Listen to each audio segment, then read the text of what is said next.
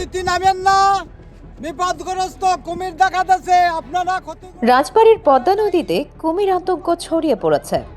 গত 2 থেকে 3 দিন ধরে নদীতে কুমির দেখা যাওয়ায় নদী পাড়ের বাসিন্দাদের মধ্যে উদ্বেগ বাড়ছে। তবে আতঙ্কের পাশাপাশি কুমির দেখার কৌতূহলে নদী তীরে ভিড় করছেন উৎসুক মানুষ।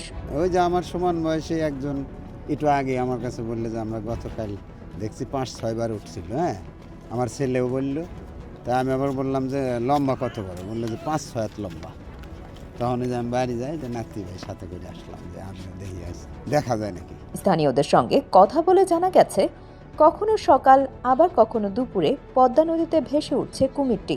যে সময় রোদ ওঠে ওই সময় ও ভাইসে ওঠে, ঠান্ডা লাগে ওই সময় ভাইসে ওঠে, ওই সময় আমরা দেখি। ঠিক আছে, আজ 2 দিন ধরে এরকম দেখা যাচ্ছে আর কি। এখন আমরা এই অপেক্ষায় এখন আছি যে রোদ উপরে দেখবো, এই আসে তারা আছে এখানে। ওর ভয়তে কেউ যাচ্ছে না, মানে নদীতে মাছ মারবে যাচ্ছে না, কেউ কাপড় খাইতে যাচ্ছে না, এক কলস পানি নিতেছে না।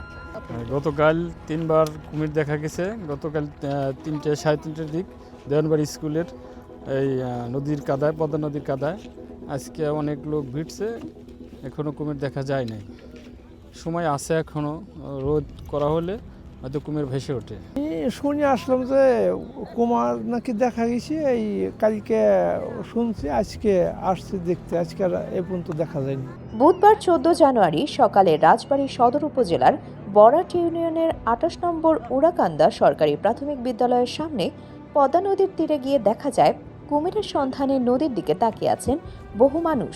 মঙ্গলবার একাধিকবার কুমির দেখা পেলেও বুধবার দুপুর পর্যন্ত আর দেখা মেলেনি।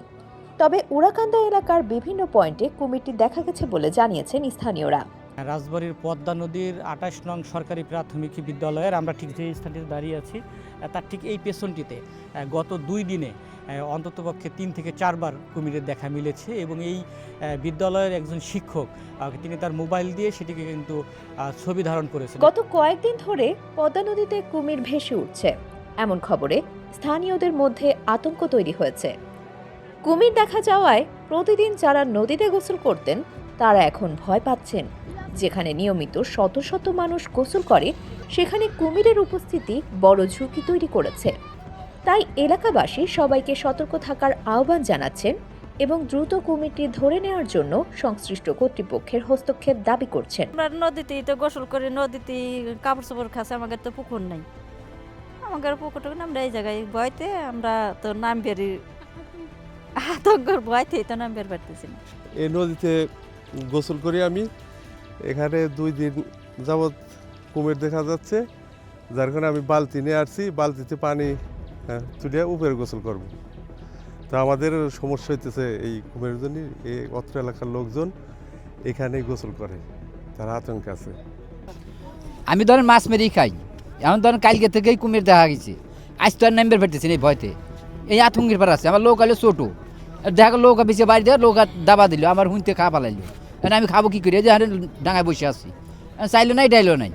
ঠিক আছে, এই আসে যে লোকজন আইছে, আমি ওখানে বসে আছি নদীর কিনারে, সেই আসে বসে নছি, আর মাছ মেরে নাম তো ভয় পেতেছি, মাছ তো আমি মারি ফেলতেছি। আমরা দেখেছি যে স্থানীয়রা কুমির দেখার নামে নদীর একদম কিনারেই কিন্তু তারা কিন্তু বসে আছেন, তারা পানির কিনারে যাচ্ছেন। এই বিষয়টি কিন্তু যে কোনো সময় একটি দুর্ঘটনা ঘটতে পারে। তবে আমরা আশা করব মানুষ সচেতন হবে, প্রশাসন বিষয়টিকে গুরুত্ব সহকারে দেখবে এবং খুব দ্রুত সময়ের মধ্যে এই শাখা নদী থেকে কুমিরটিকে যাতে বড় নদীতে স্থানান্তর করা যায় বা এখান থেকে সরিয়ে নেওয়া যায়, সেই বিষয়ে বন বিভাগ যথাযথ পদক্ষেপ গ্রহণ করবে।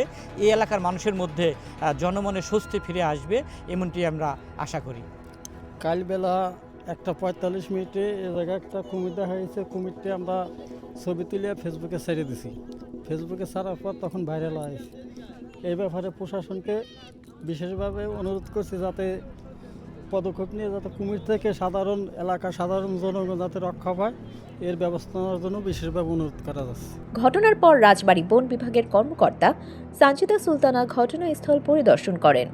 আমরা এখানে সতর্কতামূলক একটি সাইনবোর্ড স্থাপন করে দিচ্ছি এবং সেই সাথে মাইকিং চলছে আমাদের, এবং আমাদের স্টাফ, আমাদের বন বিভাগের লোকজন এখানে সার্বক্ষণিক থাকবে মানুষকে সচেতন করার জন্য এবং কুমিরের গতিবিধি পর্যবেক্ষণ করবে। রাজবাড়ী সদর উপজেলা নির্বাহী কর্মকর্তা নিরুপমা রায় বলেন, বিষয়টি তারা গুরুত্ব সহকারে দেখছেন এবং প্রয়োজনীয় ব্যবস্থা নেওয়া হবে। পদ্মা নদীতে কুমির আতঙ্কে আপাতত নদীতে নামা থেকে বিরত থাকছেন স্থানীয়রা। সচেতনতা ও দ্রুত ব্যবস্থা নেওয়ার দাবি এলাকাবাসীর।